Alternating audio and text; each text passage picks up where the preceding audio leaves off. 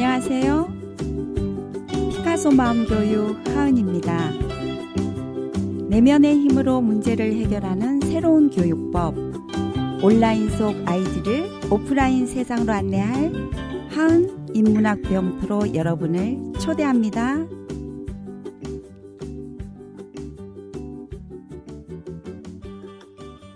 원장 선생님, 돈가스처럼 바삭바삭한 하루 보내세요?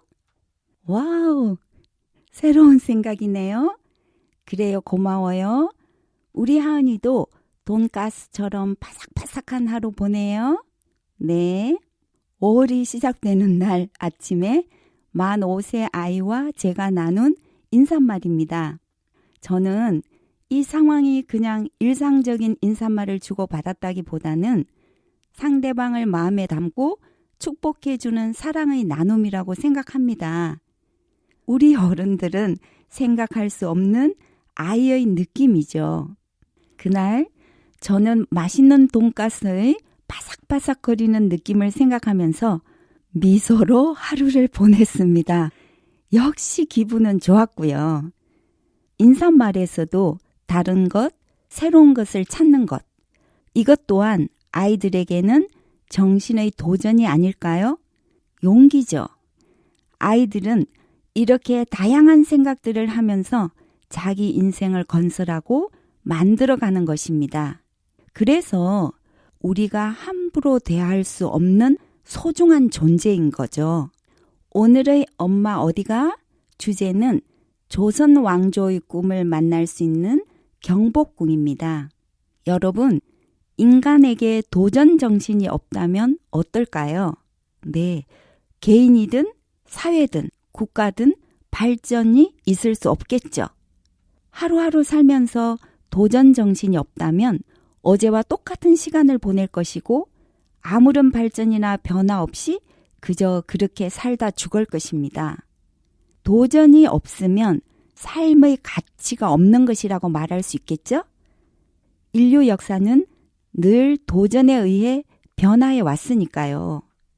나라가 세워지고 세월이 흘러 새로운 도전자가 나타나 또 새로운 나라를 세우고 그렇게 해서 인류 역사는 변화하고 발전한 것입니다. 도전 정신이 없다면 인류가 달에 갈 수 있었을까요? 그저 아름다운 밤하늘의 달만 바라보고 있지 않고 달을 정복하려는 도전 정신이 있었기에 달의 신비로움을 생생하게 느낄 수 있었던 것입니다. 인류의 도전으로 세상은 변하고 있죠? 우리의 역사 중에서 조선 건국은 가장 획기적인 변화의 예시라고 생각합니다. 조선을 건국한 태조 이성계. 그는 요동정벌을 위해 위화도로 향하던 중 군사를 돌려 개경으로 돌아와 최영과 우왕을 내쫓고 토지와 조세제도 개혁 등을 단행하며 백성들의 존경을 받게 되죠. 정몽주와 같은 온건파의 반대 속에서 정도전의 지시를 받으며 이성계는 왕위에 등극하고 나라 이름을 조선으로 바꿉니다.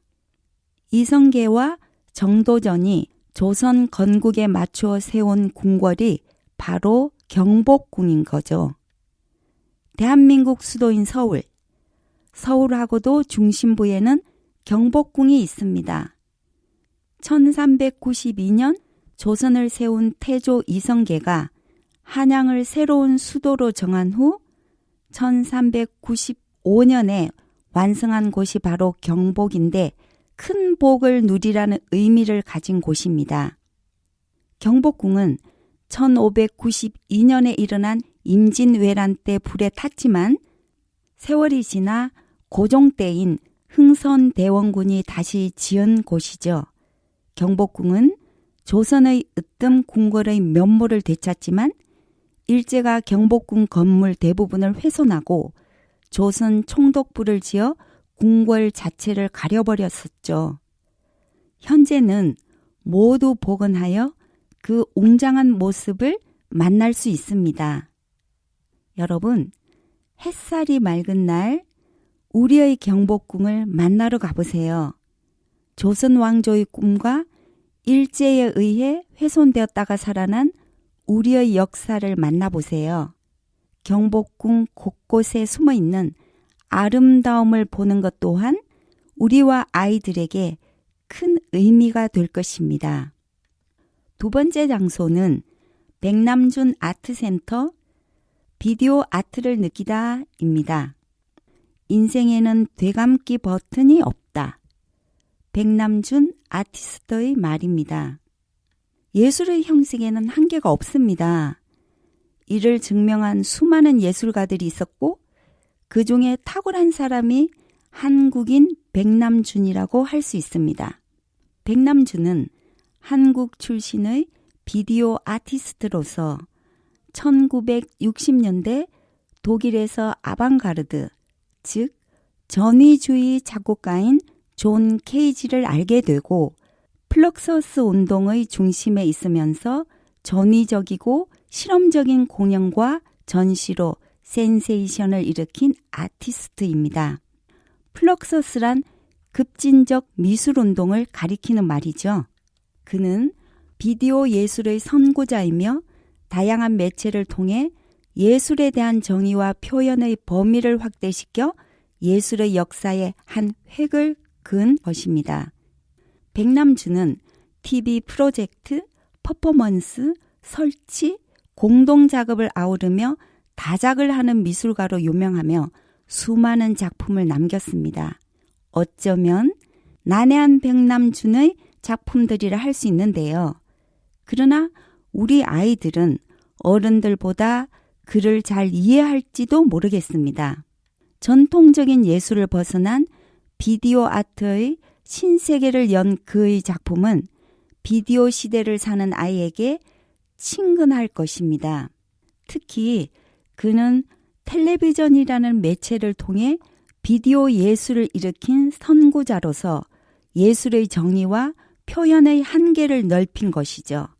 1964년에 뉴욕으로 거처를 옮긴 백남준은 클래식 첼로 연주자인 샬럿 모어먼과 함께 음악, 퍼포먼스, 비디오를 결합한 작업을 선보여 화제를 불러 일으켰습니다.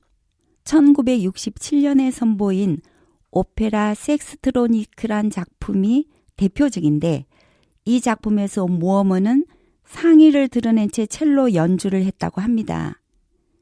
이런 행위들을 통해 백남준의 가장 중요한 예술적 유산 가운데 하나는 예술의 창작에 대한 정의와 표현의 범위를 확대했다는 것이라고 평가를 받습니다.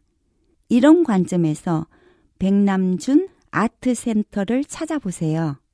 제가 유치원에서 만 5세 우리 나이로 7세 아이들과 함께 백남준 아트센터에 체험을 갔을 때 아이들은 저보다 더 깊이 집중하는 모습을 보였어요. 선생님, 저건 뭐예요? 어떻게 한 거예요? 우와, 진짜 신기하다. 빛이 춤을 춰. 선생님, 저 아저씨는 왜 저런 걸 만들었어요? 충분한 대답으로 아이들의 지적 호기심을 충족시켜주지 못한 아쉬움이 지금도 제 마음에 자리를 합니다. 하지만 다양한 궁금증과 질문을 받으면서 역시 아이들은 우리가 생각하는 어려움이란 없구나. 수준 높은 예술도 그대로 흡수하는구나 하는 느낌이었고 아이들한테는 어려울 것이다 라는 판단은 어른들의 부족한 지식임을 생각하게 되었습니다.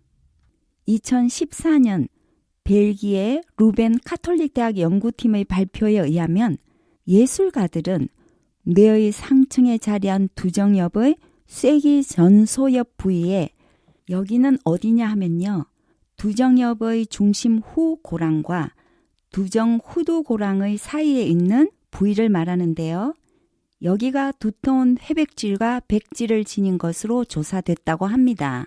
연구팀은 그림을 잘 그리는 사람은 미세운동과 절차 기억, 즉 행위, 기술 및 조작에 관한 기억을 통제하는 뇌 부위가 더 발달돼 있는 것 같다면서 동시에 창의성을 비롯한 예술적 재능의 어떤 부분이 선천적이고 어떤 부분이 학습된 것인지는 구별하기 어렵다고 설명했습니다. 두정엽은 공간 지각력이나 수학적, 과학적 사고력을 담당하는 부위이기 때문에 이 부분이 잘 발달되어야 입체적이고 분석적인 사고력, 예술가적 능력을 키울 수 있습니다. 두정엽 발달을 돕기 위해서는 호기심을 자극하는 것, 사물이나 현상에 대한 궁금증을 가질 수 있도록 체험하게 해주는 것이 중요합니다. 공간, 감각의 두정엽은 7세에서 12세에 폭발적으로 발달합니다. 우리 나이로 초등에서 중학교 시절이 되겠네요. 예를 들면 알을 보면 새를 그릴 수 있는 생각이 필요한 것이죠. 이것이 창의력이니까요.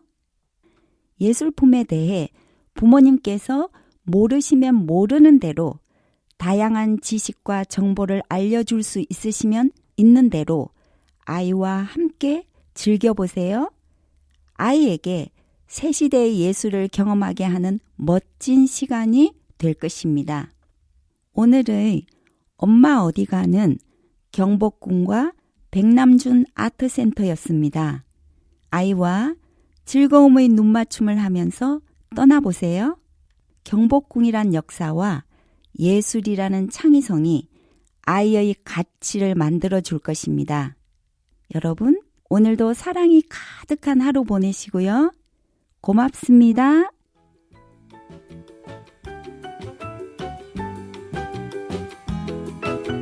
하은의 피카소 마음교육은 글로벌 창의인재 양성소, 엄마의 놀이터, 퍼스널 브랜딩 그룹 MU와 함께합니다.